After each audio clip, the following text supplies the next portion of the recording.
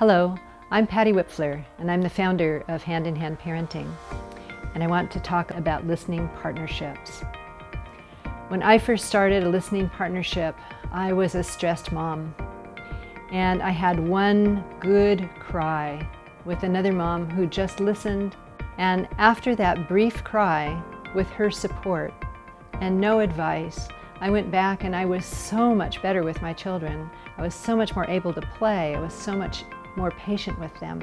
I was feeling much more like myself, like my love was getting through to them. So I highly recommend listening partnerships for becoming closer and more understanding of the people that you love and care about. Listening partnerships let us cry about the things that have grieved us. They let us let go of old hurts. Listening partnerships can help us laugh and enjoy the things that are funny in our lives. And listening partnerships give us a deeper understanding of what it means to be a human being. Because when we listen, we learn so much from the person who is sharing very deeply with us. It's a wonderful tool for learning and building your life in a big way. Human beings need connection. We are a highly social creature. Connection allows us to think at our very best. It's like when we feel safe and cherished and connected, our behavior is at its most flexible. We can play with ideas and look at alternatives and have creative new thoughts about ways to solve problems. What we're looking for is ways to increase the number of times that we feel connected so that we are good problem solvers, so that we have patience for our children, so that the unexpected things they do don't knock us off our path through the day. So when that really precious, powerful sense of connection breaks, it shuts down our thinking and it makes us feel hurt. And these feelings come from the things that have happened to us in our lives, that have arisen out of incidents that hurt us, oftentimes incidents that hurt us when we were quite small and vulnerable, when people couldn't love us well enough, when people couldn't pay enough attention, when people couldn't be positive towards us, when you've been that child who got scolded for pestering the dog and got told they were bad. You grow up and your child pesters a dog. Your temptation is going to be to scold your child with almost exactly the same words that your parent used on you. And when children are exposed to this kind of behavior, it frightens them. The remedy is someone moving in and bringing connection. If someone can move in and listen, what will happen is that we will instinctively tell them what's on our mind, what bothered us, what happened, what we can't stand about our children, what we can't stand about our situation, what we wish were different. And if someone can listen, not jump in and try to fix it, not tell us what to do, not judge us as bad because of how we feel or because of what we don't know, but if someone can simply listen, we can talk about the situation, and simply talking can release some of the emotional tension that's blocking our ability to get our thinking back. When we can talk, when we can laugh, when we can cry, what happens is that the mind is releasing the emotional tension it's been holding on to for years. Every single one of us has access to this process. The power of listening is great, it's instinctive, and you can use it to your benefit and to the benefit of whoever you bring in to do a listening partnership with you. When you build a listening partnership, you have a chance to build a cooperative relationship that lifts emotional tension for you and lets you think, lets you plan, and then you can do the same for the other parent. You're going to hear all about that person's life. You're going to tell them all about yours. It's going to be one of the more interesting relationships you have ever had. You're going to enter into a relationship in which help is exchanged. Don't worry if you feel a little wobbly about asking someone. It's not a usual thing to ask, so you are going to need to explain what it is you're hoping they might want to do with you. Let that person know what you prize about them. Gosh, I can really tell how much you care about your kids. And then let them know that you care about parenting, that you really want to parent well. and that you've heard about this kind of listening exchange that really does help parents build support for themselves and do their parenting work better, and that you'd like them to try it with you if they are interested.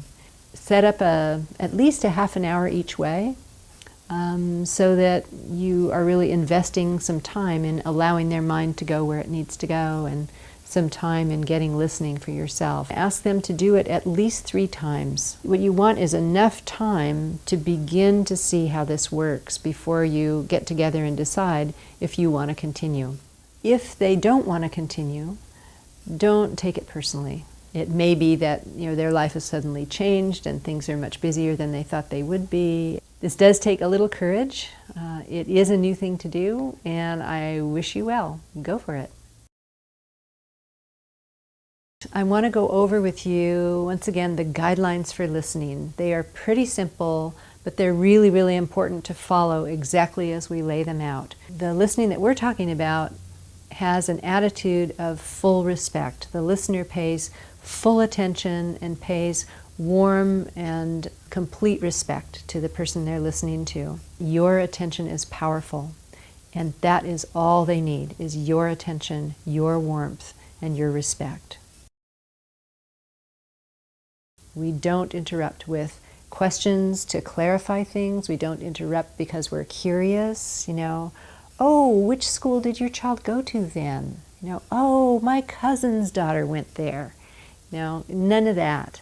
Those comments are intended to make someone feel less alone or make someone feel more included. But what they do is distract the other person's attention from their own thinking and their own exploration. So no curious questions from you, and no advice. No, my daughter had that coach, I would steer clear of her. Nothing like that. Oh, I know a good chiropractor, would you like his name? Nothing like that. You are furnishing attention. You are furnishing the power of listening. That's your job. Keep what they say confidential, and this is a very important guideline. Sometimes we aren't aware when we are philosophizing. We tend to tell another person what our philosophy of life is. You don't say, oh, there's a reason for everything that happens to us. That's your philosophy. It's fine for you to have that philosophy. It's fine for you to say that philosophy to yourself in your turn about your experience. But you keep that philosophy to yourself. In a listening partnership, you're doing a whole different way of caring for someone. You're not taking care of them. When you're doing your first listening partnerships, set up a little signaling system that you will give each other a signal if the other person begins to advise or begins to interrupt, begins to tell their own story. So if someone falls into one of these little habits, you set up a system to say, okay, if I interrupt you, I want you to tap me on the knee. Or if I interrupt you, tap me 3 times on the wrist. Just set up a little signaling system that both of you can use, and that will help you. Your job is to listen and let them feel your warm attention. You need a private space.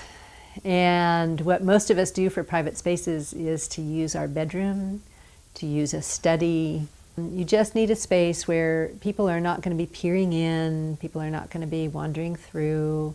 You really want to be able to concentrate on one another. And what we've found is that outdoor spaces are nowhere near as helpful as indoor spaces.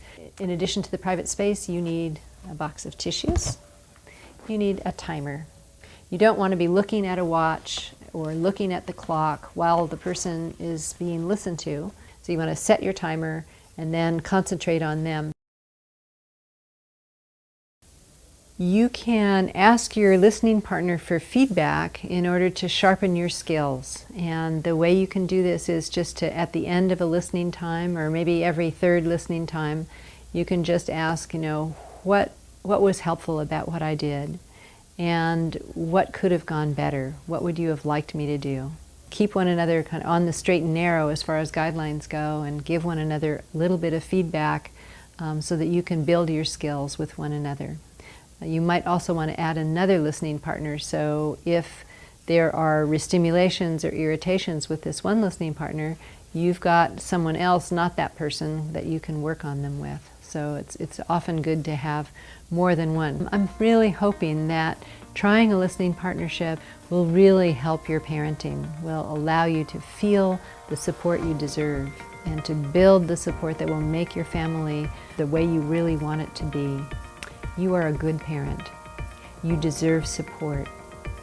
You can ask for help. It is really good to ask for help. You need help if you're parenting. It's a complex job. This kind of emotional support is really, really helpful. You're doing a really important thing by considering listening partnerships and finding your own way back to a healing process that you were born with. Your children are good. You are good. This process will help, and I hope you have fun with it.